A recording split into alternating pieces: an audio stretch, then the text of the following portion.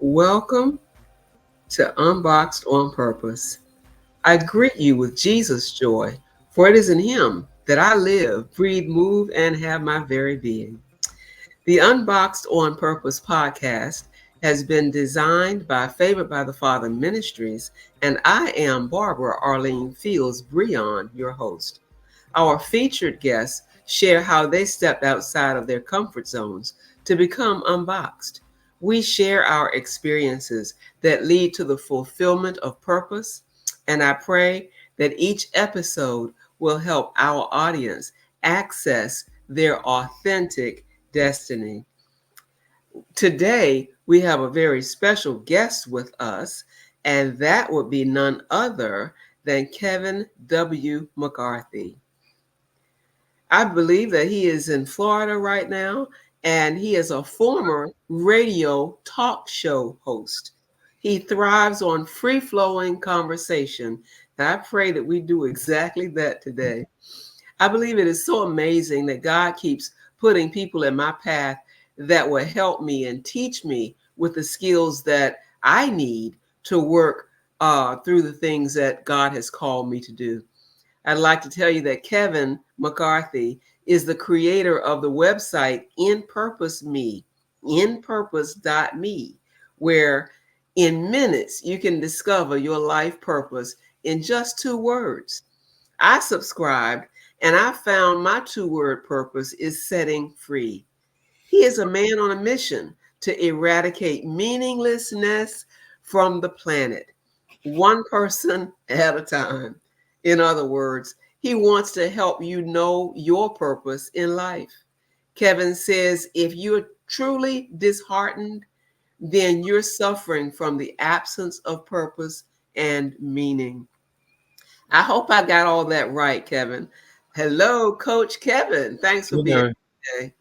thank you it's great to be with you. Yes, on purpose. It's onpurpose.me is the website. I think you said in purpose. So just to clarify that, it's on purpose. Great, great. It's so good to have you here today. We've known each other a short while, but I'd Mhm. like for you to tell our guests how we met and how we know each other. Well, we met because of onpurpose.me. We do a Refine Your Purpose program that's included with that tool. And you came on and we had a wonderful conversation talking about setting free. I think when you first came on, you were unsure about it. Yeah. And then as sort of we talked about it and progressed, and certainly add the spiritual dimension to it, I think it came alive for you in a much deeper and profound way. But you could be the answer. You're the one that could answer that better than I can.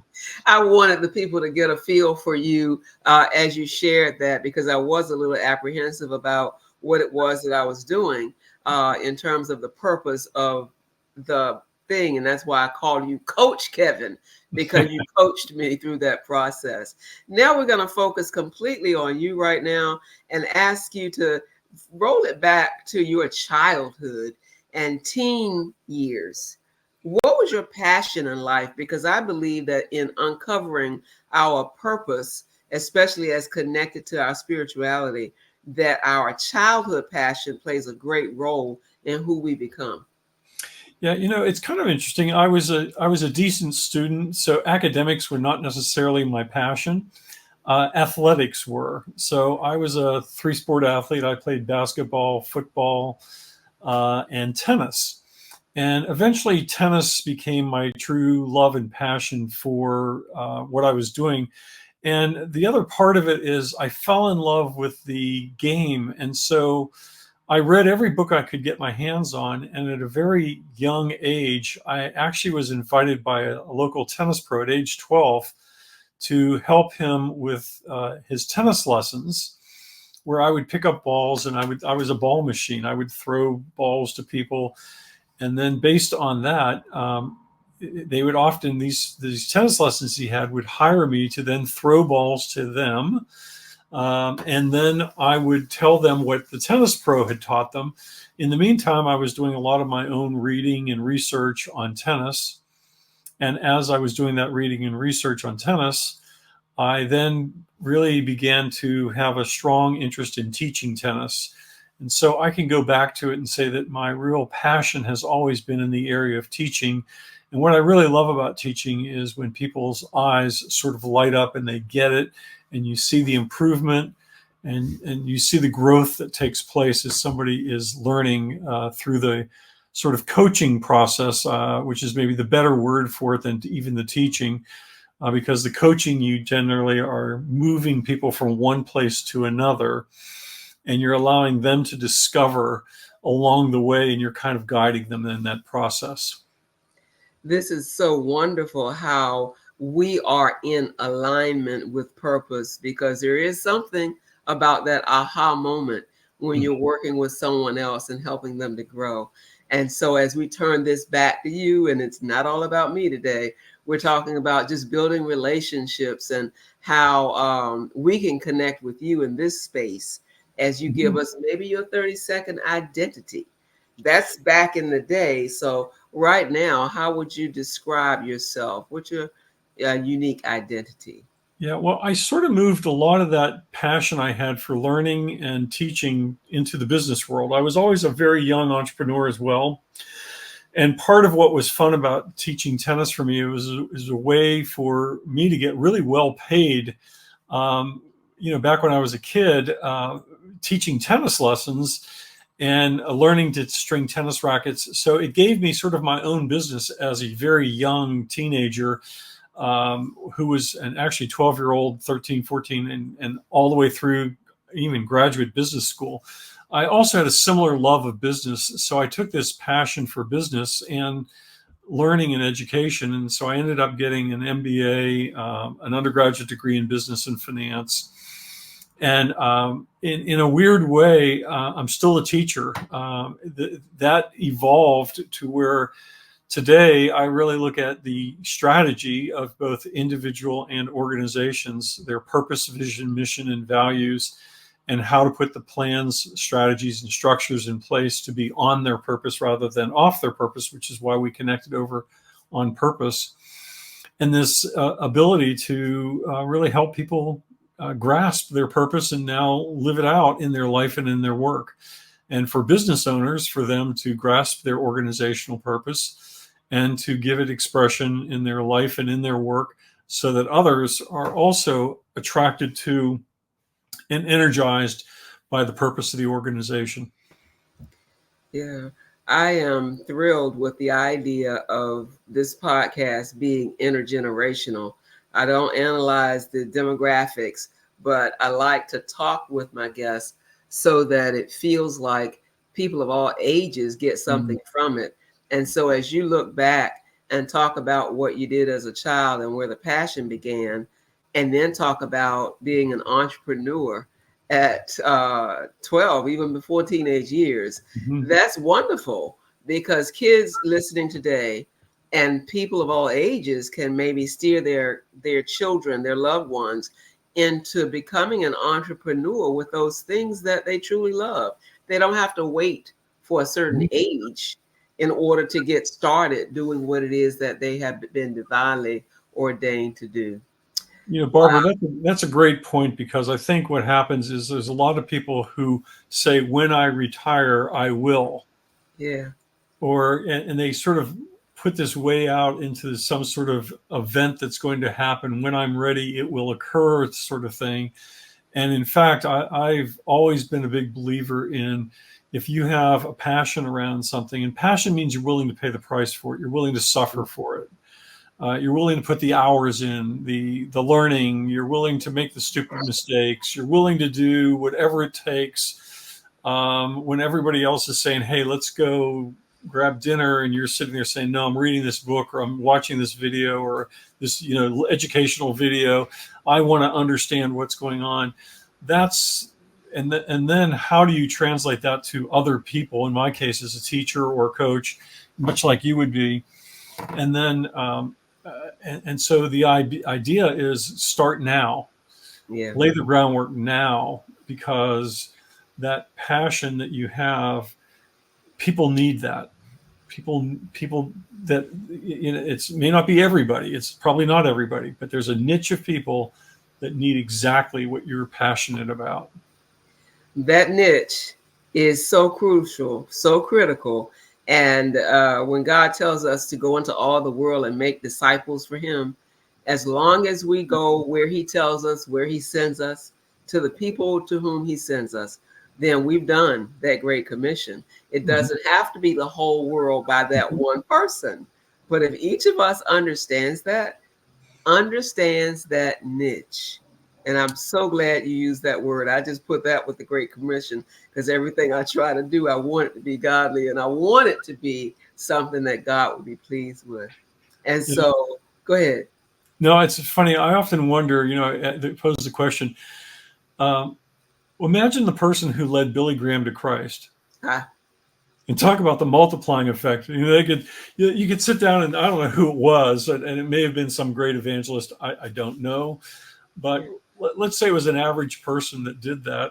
And as an extreme example, because we don't know the fruit of the labor that we invest in one person, that's and the right. multiplication of that can be in generations. Absolutely. So. Absolutely. What a great perspective to share.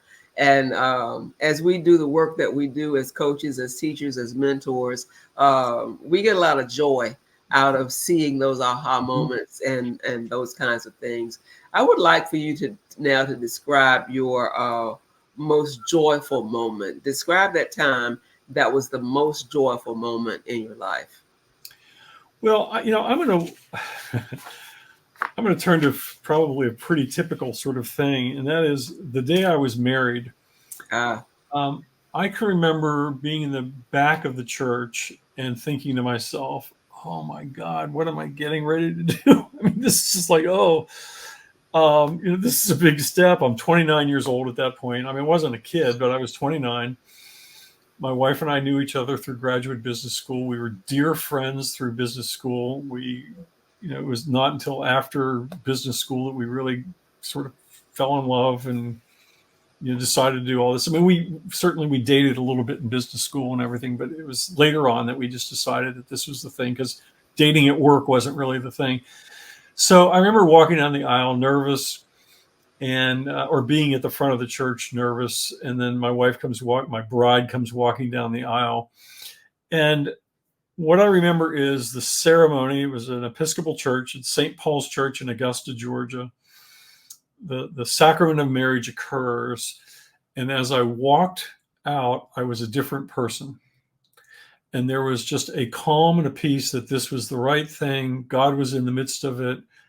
And actually, I wasn't even a Christian really at that time.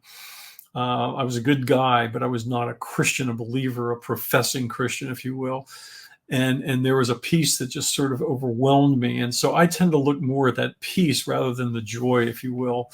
But that was a joyful moment where I was just like, okay, now I get it, God. I like the combination of joy and peace, because when you live to serve God and you do know your purpose and you walk and live in it, you have all of that at the same time, and all those other attributes that we learn about in the Bible. This is a great, great thing. And so as we compound, we multiply, there are a lot of pieces of our puzzle that God has. So if we use the analogy of the box, let's dump all the puzzle pieces out of the box and see how God put them together for you. Have you ever felt boxed in? Would you tell us about an incident or a situation where you felt boxed in, but you stepped out of the box? Yes, I went through in 1987. I was the president of a company called United States Properties, which was a commercial real estate development company and headquartered out of Orlando, Florida. The name sounds a whole lot bigger, but at the time, I had a business partner who was 15 years older than I was, and I went through a business divorce with him, is the best way I can describe it. We had what today would probably be about $80 million worth of projects underway. And we had financial investors, and my partner, Gary, was 15 years older than I was. He was savvy about the industry, but as I said to my wife the day I met him, today I met either a genius or a madman, and it turned out he was both. And so Gary and I eventually went our separate ways. He started to drink, And when he started to drink, he started to do some really unsavory things. And I stood up to my partnership and said, look, we've got a problem here because Gary's not behaving well. We're getting lawsuits. I'd never had a lawsuit before or since.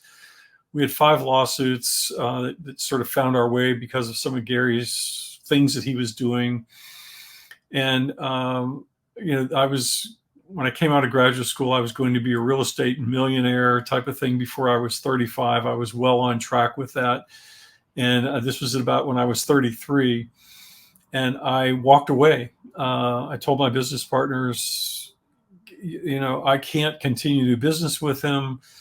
I want to, you're going to have to choose between him and me. And I was the young guy and they went with the old guy. And I said, fine. And I took all the equity and all the work that I put into my properties. And I said, I just want to be free. So I gave everything back to the investors, walked away from my income, walked away from my equity. And I basically started over and with a brand new box, if you will, to use your analogy. And that brand new box is what eventually became On Purpose Partners, the business that I have today. I can trace its roots right back to that business divorce where I broke away. And as a result of that, I ended up being an author, publishing books that have sold into the On Purpose Person, this book right here behind me has sold over 400,000 copies. It's been translated into multiple languages, probably been read by millions because most books are passed along 3 or 4 times. So it's just been a real honor to be a part of sort of pioneering a process called On Purpose, and even your Unboxed On Purpose is kind of a grandchild, if you will, of this whole On Purpose movement that I started in the late 80s, and then have been sort of riding herd over for the last 35 years. So Unboxed On Purpose is your grandchild, and I like that. Yeah. I kind of like that Yeah. idea, because we all working together for the same purpose. And when we really understand it all, it's all the same purpose that God has for each of us. It's just different. Right. We walk a different path. And I'm just so glad that our paths cross.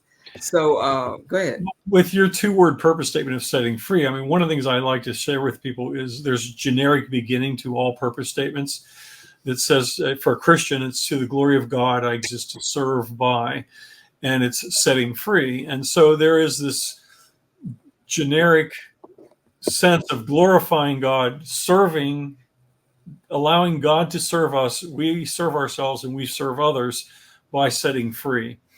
And so this idea is that, first, Barbara, as you and I were talking about it, first God had to set you free, then you had to be willing to accept the setting free. Otherwise, God can set you free, but if you're not willing to do it, then you're not going to do it. You're not going to receive it, but you received it. And now in turn, you're setting other people free through this podcast and other work that you do in your ministry as well as in your private life. You're so on point with all of that. And so we want to help other people access their destiny. And as we do that in your conversation today, would you look at it on another perspective? If you have any regrets as you look back and look forward and look at where you are right now, do you have any regrets? The only regrets I would have would be probably from a business perspective. And that is that at some level, this is going to sound strange. I've been fine with my business. I've been able, I pay my bills and do the things that are there. But I got so involved in this whole purpose movement, and I recognized this equation that I created in late 1989, which is called the purpose of the person aligned with the purpose of the organization. That's something I call the on-purpose principle. And again, you got to remember in the late 80s, early 90s, nobody was talking about purpose. It was not in the business literature. It was not in the leadership literature. It wasn't even really discussed in the church. Okay, so what happened is I came across this and I began to develop out this, and I kept saying, the more I learned, the more I wanted to create.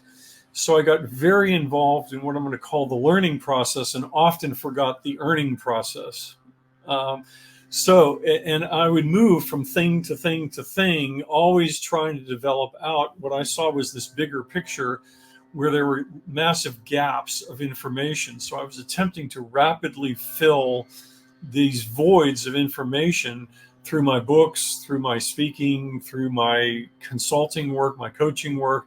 Um, and as a result, at times even though I'm a business guy, I didn't work on my business as much as I really probably needed to in order to have it be far more sustainable. It's very fascinating how you string words together. I'm just enamored by that. And as you look at your businesses over the years, as you look at everything else that you've done, how I know you help people, especially when I sat in that virtual space with you and only a few other people in a small group, discussing our two-word purposes, trying to refine them. I'm heading toward the future now in terms of your two-word purpose and our whole title being on purpose. What does Mhm. the future hold for you in terms of you and your purpose? Well, there's a couple of things that are going on. One, I'm still continuing to create material. Now, purpose is now almost a buzzword in the business community. And so you hear people talking about purpose. Ironically, whenever I first started, most people didn't know what purpose was.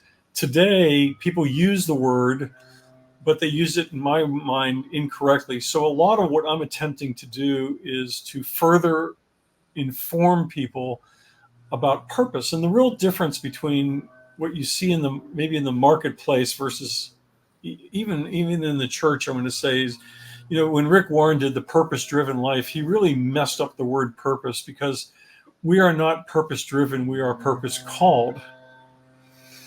And God does not drive us, God calls us. And so as a result, you have these sort of type A behaviors, and purpose driven this and purpose driven that and purpose driven that. And it's just the opposite. And so at some level, I'm trying to do remedial work now, Uh, in terms of helping people go there. And the other thing that I think has happened is the secularization of our society, the loss of spirituality, the almost persecution of Christians that occurs today, or the deep discounting of Christians today.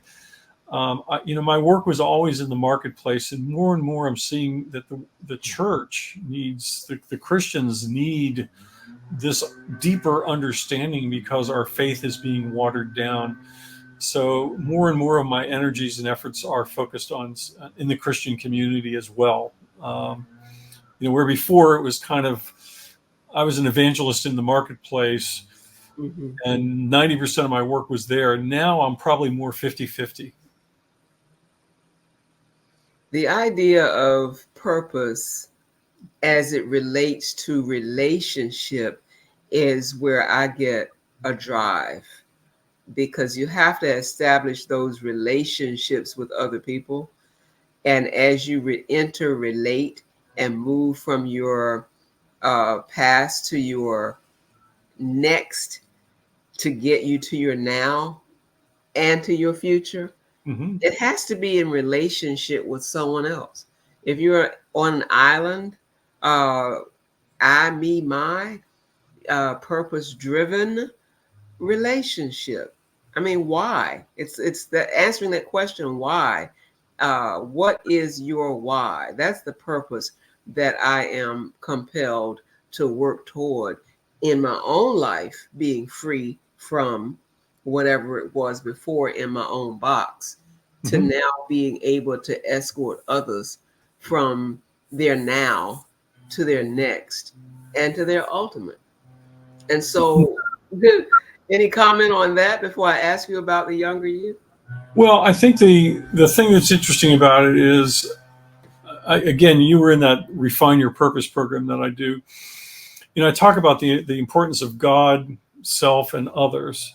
Mm-hmm. And so at some level, I think one of the real strengths or tests is that our why comes from God. Our identity is in Christ.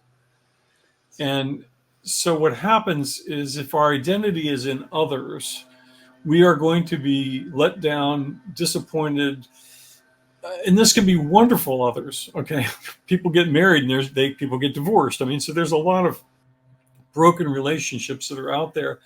And what I tend to look at is saying the one relationship you can count on is this upper relationship between you and God. And that's your purpose is there. And there's a Puritan minister named John Cotton who in the 1980s, and I'm sorry, in the 1880s, I believe it was, wrote something about, playing to an audience of one, which is just God. And so if you are right with God, right with yourself, right with others. But if you're not right with God, it's hard to be right with yourself or right with others. Now, we're not going to do that perfectly, but at least if we understand the priority and the flow of that, then we're able to be much more in that answering that call that God is giving us and then taking that assignment and then moving it out, if you will. Absolutely. We are created to serve others, to be right with God. Created right. To serve others, to be right with God. Mm-hmm. As you said, and I don't know if it was clear to the listeners who haven't done their 2-word purpose, but there's a sentence that you use in understanding. I have been created to serve God by doing whatever. I've been created to serve God by setting free. And so mine works together for me. And as you can see from that session that we had, I haven't changed it yet because it does work. For the listening audience, I had joined that session thinking that I had done the thing so fast that I didn't do it right. And he says, well, you probably did do it right. Mm-hmm. I said, no, I'm going to do it again because I'm almost sure I didn't do it right. And here it is weeks later, and I'm still serving because I am setting free, and I understand how that goes together. And so, go ahead. Yeah, the beauty of it is that because you use it, we can do it on your phone, which I recommend people do it on their phone. And you're tapping your way through it. It's tap, tap, tap, tap, tap, making a choice, tap, tap, tap. That there is it tends to bypass the brain and work from the heart and the gut. And so as a result, I tend to find that people who do this on their phone and tap versus even a computer and clicking tend to get a better result. A more accurate result is maybe the better way to describe it. As I think about it, I was on my phone because I was actually in a Zoom meeting with someone else who had done it. Mm-hmm. And they were talking about it. That was Chad Burmeister. And I didn't tell you that. Yeah. But he was talking about what he had done. And it was like, okay, so I started tapping around on the phone while we were in that Zoom meeting. And after we get out of this particular session, I'll have to call him and let him know that I mentioned it so that the world won't know it before he does.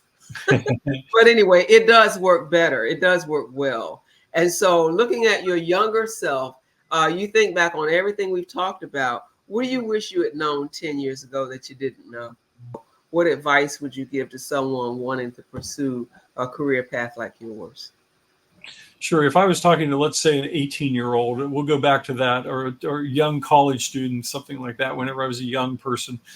I'm still young at heart. How's that? I would say to them, know your purpose, and then articulate your vision, your mission, your values. That way you have an ability to create the strategies, systems, and structures so that you're on your purpose rather than off your purpose. I've just found that while it's a high standard to articulate purpose, vision, mission, and values, it's actually a lot easier. There's a lot of tools that we have, other people have. But, it used to be we'd take an hour and a half or more to sit down and work with somebody to define their purpose. Now with onpurpose.me, in 3 minutes, you can have maybe be 80% of the way there and have your purpose articulated, and then begin to just build that out. And that way there's meaning in your life no matter what, no matter how bad it gets, because it's going to get bad somewhere along the line, whether it's a breakup with a boyfriend or a girlfriend, whether it's a business divorce like I shared, or the death of somebody near and dear to you, or even your own diagnosis of an illness, what I call a tough shift, say it slowly, that when you have these events that occur, where's your inner resilience and your upper resilience? God is there, but God's going to be with you. And that's where you have to, at some level, say, I've got an inner strength that's there. And I have a church community around me that's also willing to support me. But at some level, it is you and God. And so that would be my advice there. Continuing on this advice train, fast forward to generations that haven't even been born yet. Any wisdom you'd like to pass on to future generations that aren't even alive yet? I'm not a legacy sort of, a lot of people are legacy builders. They think in terms of their legacy. I don't tend to think in terms of my legacy. But at some level, I mean, these books that I've written, The On Purpose Person, The On Purpose Business Person, they're timeless books. And so to me, I just look at it and say, if, and The On Purpose Business Person, we haven't talked about it much. That could be the on purpose career. It doesn't matter. It's an organization. It could be the on purpose marriage. It's the organizational side of purpose. And to me, I look at it and say, that's the legacy that I'm leaving, is that generations from now can pick up that book that I wrote in 1991 and 1998, and they can have the same experience as somebody who read it in 1991 and 1998. It's just, there's timelessness that's in both of those books. And so that to me is what I hope the generations, they may forget who I am, but hopefully they'll remember what it means to be on purpose for them. Wonderful, wonderful. So as our time together is coming to a close for these moments, anything else you'd like to share about your work and how people can get in touch with you? Well, they can get in touch with me through our website, which is onpurpose.com. And that's with or without a hyphen. So it's we generally are we're with a hyphen because that shows the alignment between on and purpose.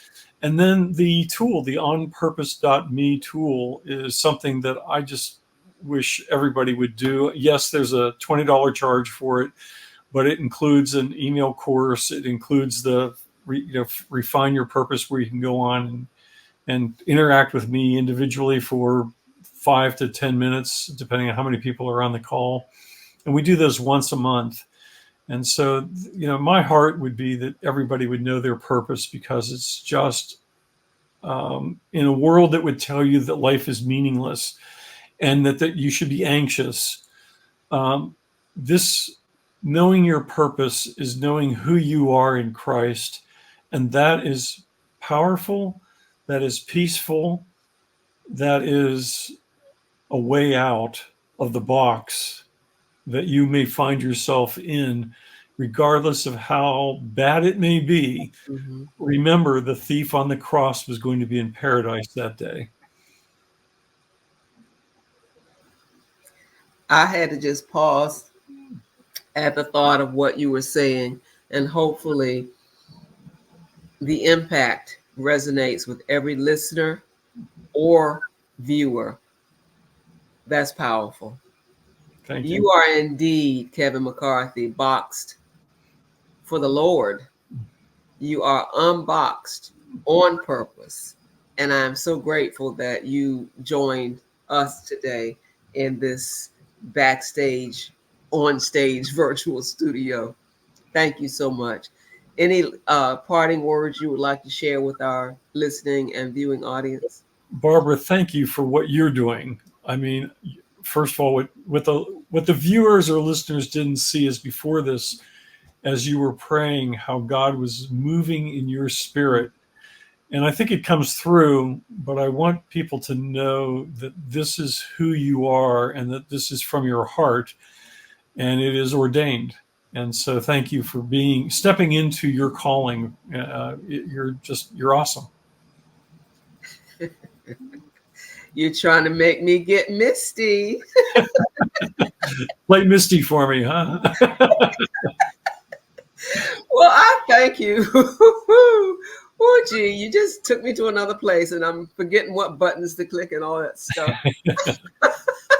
But I'm just glad that we're here today, and I'm not going to make any apologies. I am who I am, and I'm just happy to be a part of God's plan, God's program, and it's just all good. It's all wonderful for Him to be on His program. He called me, and I'm not going to apologize for it. Thanks again, Kevin, for being a part of this today. You're welcome. I would like to ask our listening and viewing audience to join us every week for about 30 minutes or so. I don't really time it, but it doesn't matter to me as long as we're on purpose for the Lord. Unboxed on purpose with refreshing conversations, just sharing experiences that shape our now, our yesterday, our future, so that others can resonate with the stories that we share. We will post new episodes on Thursdays, somewhere around 3 p.m. Eastern Standard or Eastern Daylight Time, on Favored by the Father's YouTube channel, on our Facebook page, and on most podcast platforms.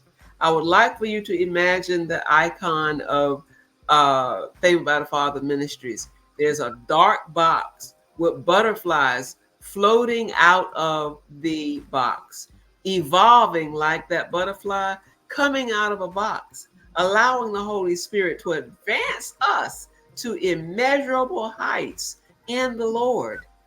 I want you to fulfill your purpose. I want you to bloom wherever you are planted. And I want you to remain favored by the Father. Thanks again, Kevin McCarthy. You're welcome. Thank you.